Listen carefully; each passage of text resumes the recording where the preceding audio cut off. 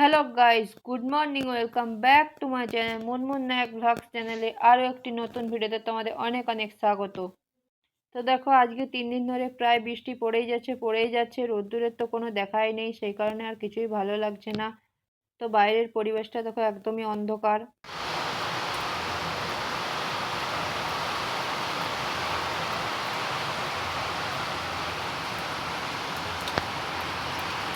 সেই জন্য বৃষ্টির দিনে বাড়িতে বসে কি করব কিছুই বুঝে উঠতে পারছিলাম না। সেই জন্য মোবাইলটা দেখছিলাম। মোবাইল দেখতে দেখতে কারেন্টটা এত ডিস্টার্ব করছিল, শুধুই যাওয়া আসা করছিল। তো তাই ভাবছিলাম কি করব। আর ফোন দেখতে দেখতে আমার হঠাৎ একটা কল আসলো, সেটা আমার কাজেরই কল। তো সেই জন্য একটু ফোনেতে কথা বলে নিচ্ছিলাম কাজের বিষয়ে। তো ফোনে কথা বলতে বলতে তারপর সকাল সকাল স্নান করে চলে আসলাম ঠাকুর ঘরে। রোজকার মতো ওই একই কাজ, প্রতিদিন সকাল সকাল স্নান করে এসে ঠাকুর ঘরে এসে ঠাকুর দর্শন করা। দেখো ঠাকুরগুলো কত সুন্দরভাবে ফুল দিয়ে সাজানো হয়েছে। তো তারপর আমি স্নান টান করে এসে ধূপ প্রদীপ জ্বেলে নিচ্ছি।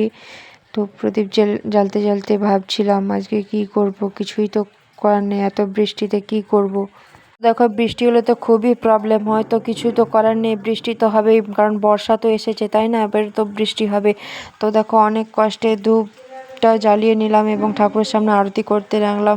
এবং ভাবছিলাম যে বৃষ্টি আসলেই প্রচণ্ড পরিমাণে প্রবলেম হয়, কারণ ধূপ এবং প্রদীপ কিছুই ধরানো যায় না, কারণ ম্যাচিস বক্সে স্যাঁতস্যাঁতে ভাব চলে আসে, ধূপের মধ্যে স্যাঁতস্যাঁতে ভাব চলে আসে। তো সেটাই ভাবতে ভাবতে ঠাকুরের সামনে আরতি করছিলাম। তো দেখো, এবার আমি ঠাকুর প্রণাম করে নিলাম এবং ঠাকুর প্রণাম করতে করতে এইসব কথাই ভাবছিলাম। তো ঠাকুরের সামনে ধূপ প্রদীপ সব দিয়ে এবার আমি চলে আসলাম ভিজে জামা কাপড়গুলো মেলার জন্য, কারণ দুদিন 3 দিন ধরে যে এত পরিমাণে বৃষ্টি হচ্ছে, সে কারণে জামা কাপড় তো প্রায় শুকোচ্ছেই না। তো সেই কারণে ভাবছিলাম যে কি করব। তো এইভাবেই মেলে দেওয়া যাক, রৌদ্র নেই তো কি হবে, এতেই মেলে দেওয়া যাক।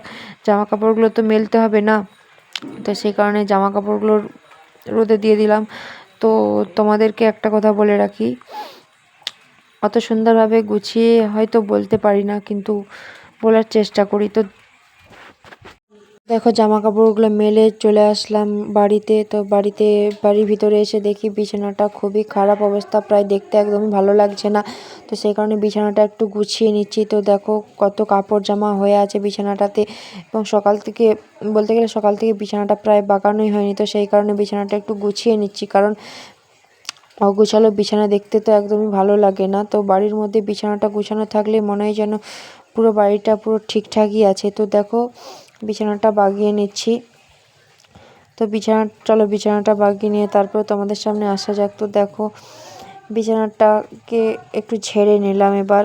তো দেখো, বিছানাটা এতক্ষণ কত সুন্দর লাগছে, খুব সুন্দর দেখতে লাগছে। তো দেখো, আজকে 3 দিন ধরে তো বৃষ্টি হচ্ছে, তো সেই কারণে আজকে বাড়িতে খিচুড়ি হয়েছিল। খিচুড়ি, আলু সেদ্ধ, বেগুন ভাজা, পটল ভাজা, মাছ ভাজা দিয়ে খেতে খুবই ভালো লাগছিল। তো আমরা তো আজকে খিচুড়ি খেলাম। তো তোমরা কি খেলে? তো চলো, তারপর আর কোনো ভিডিও করা হয়নি। তো বিকেলবেলা আমি আমার এই সাইকেলটি নিয়ে বেরিয়ে পড়লাম আমি যে কাজটি করি সেই কাজের উদ্দেশ্যে। তো দেখো, বৃষ্টি হলে কি হবে বলো, প্রতিদিন তো কাজ বন্ধ রাখা যায় না। তো সাইকেল নিয়ে বেরিয়ে পড়লাম। তো দেখো, সাইকেল নিয়ে এত বৃষ্টির মধ্যেও আমাকে বেরোতে হয়েছে, কারণ কাজ তো করতে হবে, কাজ না করলে কি কখনো চলে বলো। তো দেখো, রাস্তাতে প্রচণ্ড পরিমাণে জল, এবং বৃষ্টি তো সারাদিন ধরে পড়েই যাচ্ছে, কিছু করার নেই।